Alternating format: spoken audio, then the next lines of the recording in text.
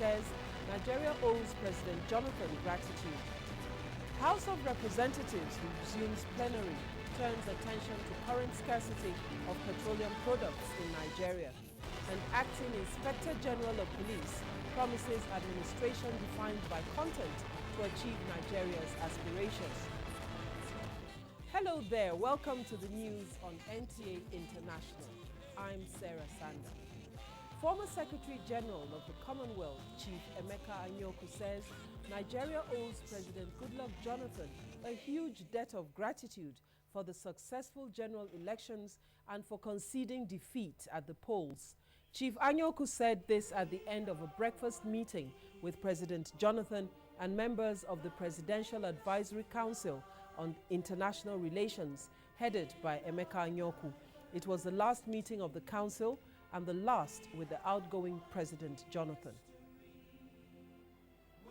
Our nation, Nigeria, owes him a huge debt of gratitude for what he has done in terms of the elections, the success of the elections, and above all, in terms of his gesture in picking up his telephone and congratulating the president-elect even before the results of the final results of the elections were announced. That singular act has earned our country a great deal of admiration and respect abroad, and we thanked him and congratulated him on that, and we also wished him well for his future endeavors. In another development, President Goodluck Jonathan has approved the appointment of Mrs. Asabe Asma'u Ahmed as the Executive Secretary of the Petroleum Equalization Fund. Mrs. Ahmed, who is currently the Minister of State for Agriculture and Rural Development, takes over from Mrs. Sharon Adefunke Kasali, who has been Executive Secretary of the PF since 2007. A statement by the Special Advisor to the President on Media and Publicity, Ruben Abati, says Mrs. Ahmed is expected to put her years of experience in public service to good use in re-engineering, repositioning, and reinvigorating PEF for present and future challenges. President Jonathan similarly approved the appointment of Mr. Denzel Amagbe Kentebe as Executive Secretary of the Nigerian Content Management Development Board. Mr. Kentebe, an architect with years of experience in strategic planning and policy management, takes over from Ernest Nwapa, who has been Executive Secretary of the board since April 2010. Senate has mandated its Committee on Defense and Army to liaise with the Military High Command toward unraveling circumstances surrounding the violent attack on Wase local government area of Plateau State by unknown gunmen. This followed a point of order on the incident raised by Senator Victor Lar from Plateau State. Adamu Sambo reports that the Senate also resolved to plead with President Jonathan over the suspension of the Permanent Secretary, Ministry of Foreign Affairs. Senator Victor Lar had told the Senate that the gunmen wearing military uniforms stormed Canadian Village last Saturday with 10 million funds, shooting sporadically and destroying properties on site.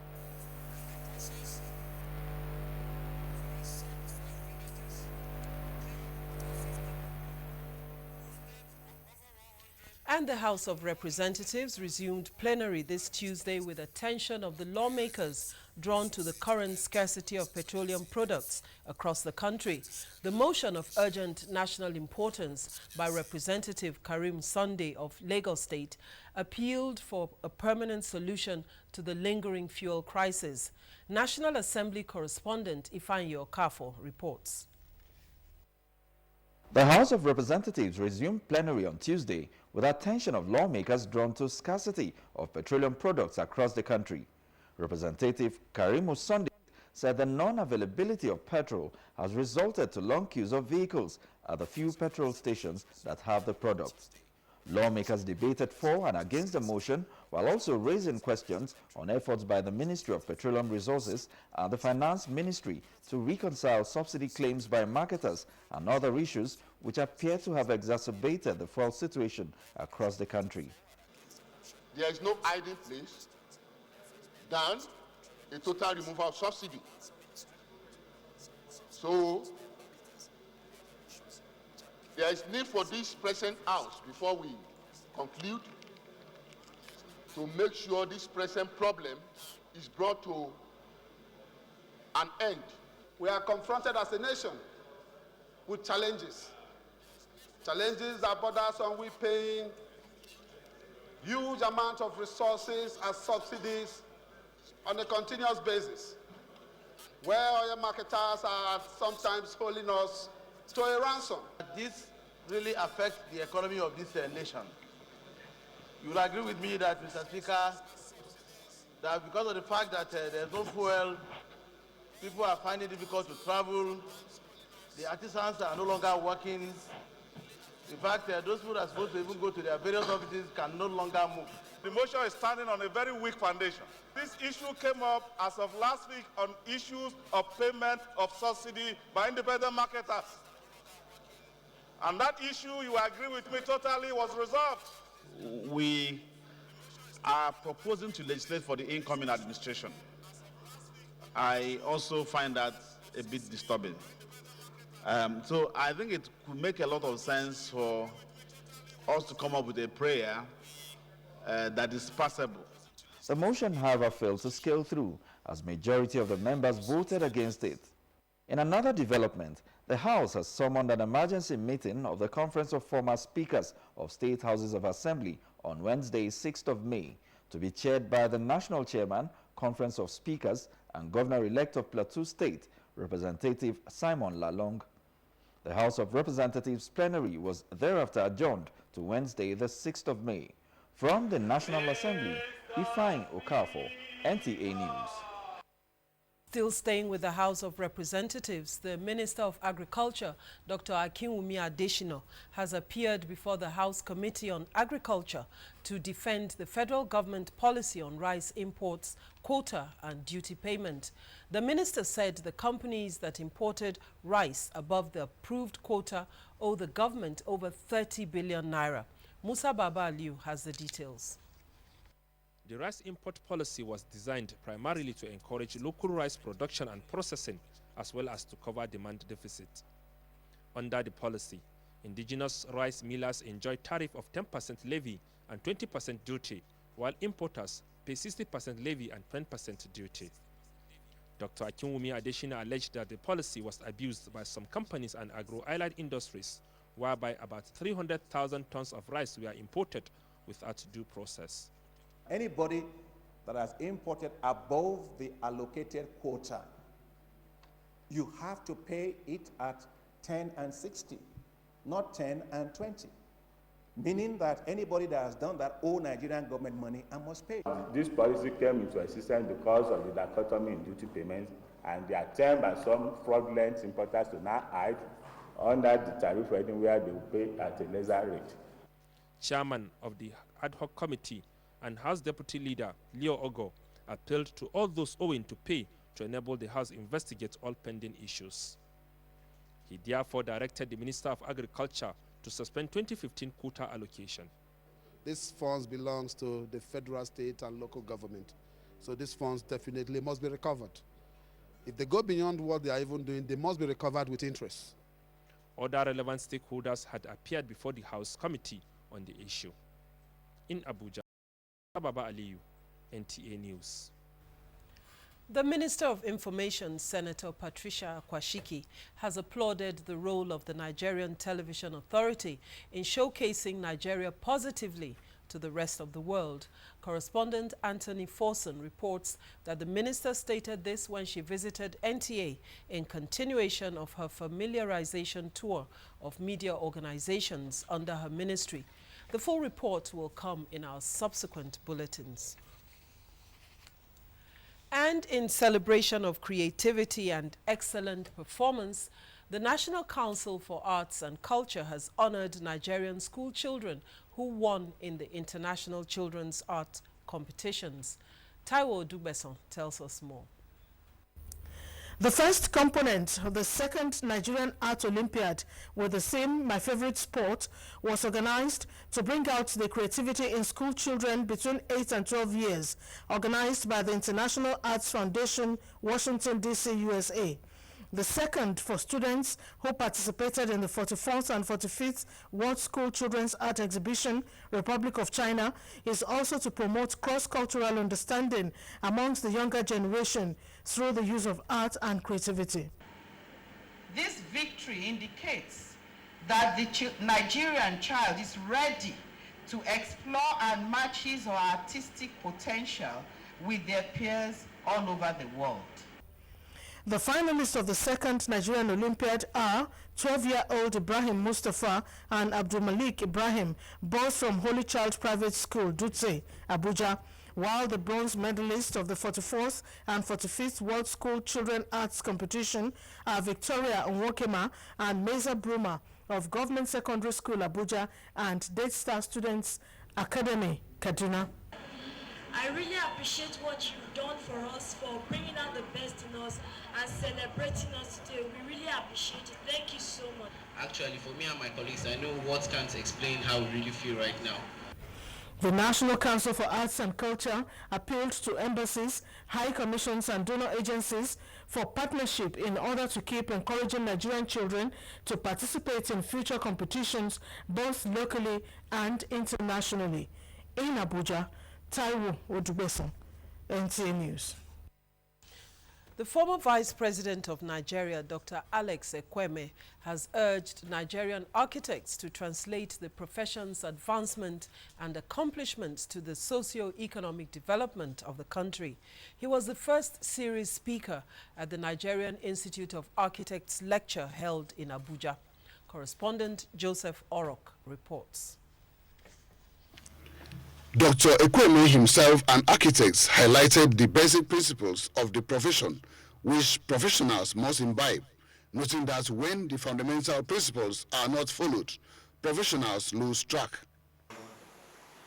And the building structure itself, the externals can be simple plain finish, or it can be textured using material.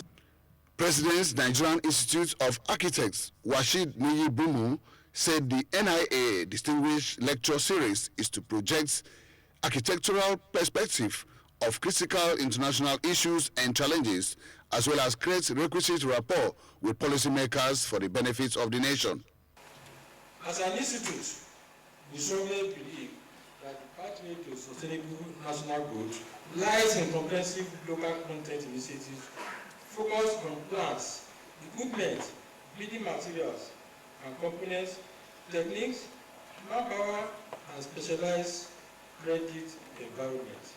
The lecture series centers on architecture, management, and participation of architects in Nigeria's political process. Joseph Orok, NTA News. Another development, the National Working Committee of the People's Democratic Party, PDP, has said it was not involved in the 2015 PDP presidential campaign as the committee was sidelined. The National Publicity Secretary of the party, Olisa Metu, stated this while briefing journalists in Abuja. Ignatius Nkwo reports.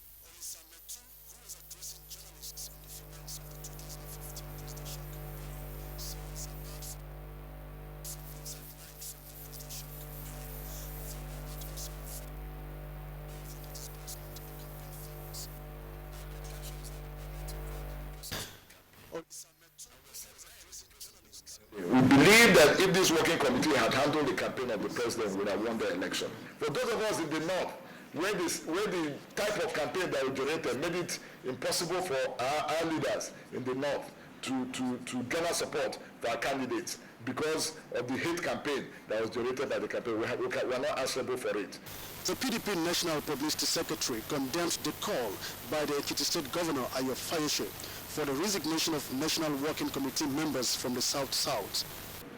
We are greatly pained at the fact that somebody like Governor Ayo Fayose will call meeting and be insisting on working committee to resign.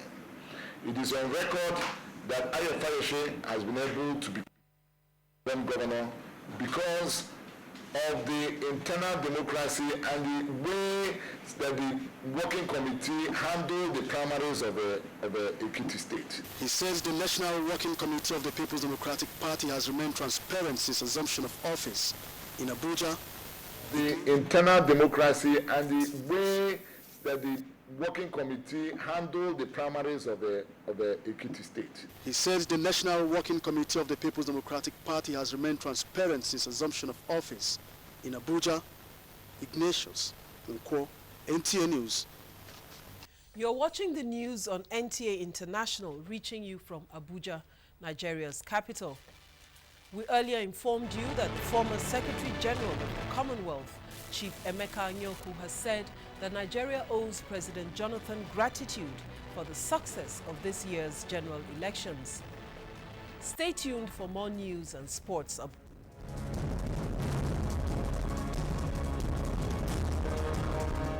Is sizzling? Yes, it is expensive, but it is a must-have. Is insightful? We are interested in seeing that this accord is respected. Is informative? Speed accounts for 50.8% of crashes. Frontiers on NTA International.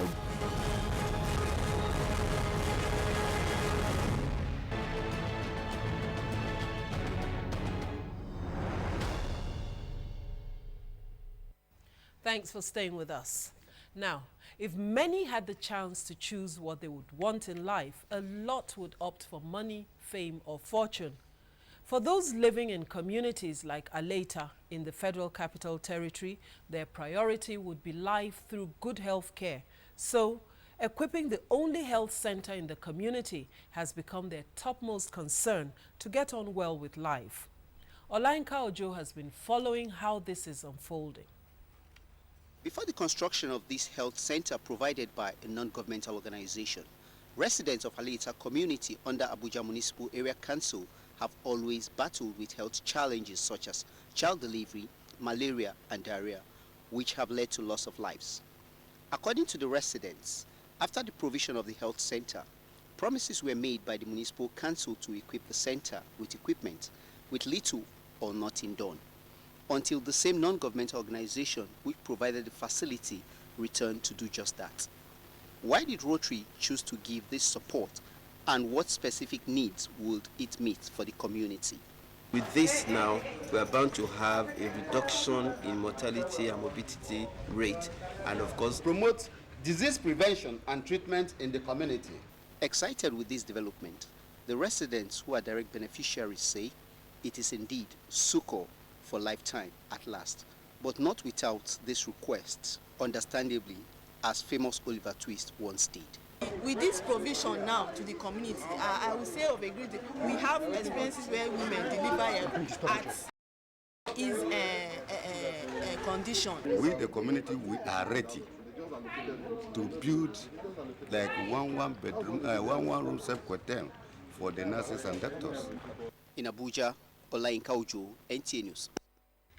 We now take you back to our earlier story in which the Senate has mandated its Committee on Defense and Army to liaise with the Military High Command towards unraveling circumstances surrounding the violent attack on Wase local government area of Plateau State by unknown gunmen.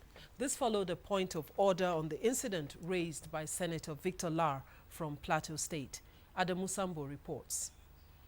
Senator Victor Lar had told the Senate that the gunmen wearing military uniforms stormed Kadarko village last Saturday in over 10 Hilux vans, shooting sporadically and destroying properties on site. In the process, they sacked 5 villages, killed over 50 people, wounded over 100, and more than 20,000 people are displaced. Our prayer is that we should see to the end of this insurgency in any form, whether it is armed militia or insurgency or any kind of unfortunate attack on ordinary citizens. In a similar point of order, Deputy Senate Leader Abdul Ningi brought to the notice of the Senate the suspension of the Permanent Secretary, Ministry of Foreign Affairs by the President over the recall of the High Commissioner to South Africa as a result of the unfortunate xenophobic attacks. He said recent resolution of the Senate might have prompted the action, but acknowledged that due process was not followed by the Permanent Secretary. I therefore want the Senate not to look the other way. Urge the President to temper justice with mercy. It is indeed his responsibility. It is indeed his powers. It is indeed his jurisdiction. The issue of recall or invitation of a diplomat for questioning is a very sensitive matter that must be handled with every caution. So we've noted the sentiment expressed and will convey the feelings accordingly to Mr. President. Meanwhile, the Senate has passed for third reading the Violence Against Persons Prohibition Bill 2015. Apart from comprehensively addressing the offense of rape, the bill also seeks to prevent all forms of violence against persons, protect victims of violence in both public and private sectors, and ensure punishment for perpetrators. I believe that this should be able to provide adequate protection for those who are vulnerable and then punish those who take advantage of them. The lawmakers also adopted the Conference Committee report on a bill for an act to provide for the prohibition, prevention, detection, response, investigation, and prosecution of cybercrimes in Nigeria. And following the adoption of the report of the Committee on Ethics, Privileges and Public Petition, the Senate has ordered the National Maritime Administration and Safety Agency NIMASA to reinstate one Adamu Wasagu, unlawfully removed from office and be formally retired. He is also to be paid all his entitlements from 1999 to date, including retirement benefits. In the meantime, the President has forwarded to the Senate for confirmation his nominees, Munir Gwarzo for appointment as Director General of the Securities and Exchange Commission, as well as Abdullahi Mukhtar Mohammed and 6 others as Chairman and members of the National Hajj Commission. In Abuja, Adamu Sambu, NTA News. The Acting Inspector General of Police, Solomon Arase, says his administration will be defined by content to enable Nigeria have the desired police force to achieve the nation's aspirations. Bonaventure Nwodo has the story. The Acting Inspector General of Police said Nigeria has highly rated officers comparable to most advanced nations in the world. But what is needed is to drive the manpower potential of the force to blend with purposeful and motivational leadership at strategic level. On my part, I can assure you that I will provide the highest possible level of professional and responsible leadership, while trusting that you shall march hand in hand with me as dependable professional colleagues to advance the fortunes of the force. He advised the officers and men of the Nigerian police force to manifest full capacity as a lead agent in the internal security architecture of the country. A strategic policy vision document which encapsulates intelligence-led policing, community partnership, restorative justice, reassurance policing, healthy respect for human rights will be developed in due course. He said part of his immediate concern is to develop policing protocols to address the challenges of high-level crime and ensure police professionalism in the investigation and prosecution of cases. Bonaventure Wood, NTA News. Dozens of migrants have drowned in the Mediterranean after a boat carrying an estimated 137 people sank south of Sicily, and Burundi court backs President Nkurunziza's third-term candidacy amid unrest. For details of these and more on Global Tidbits, let's join Justin Bem Uyi.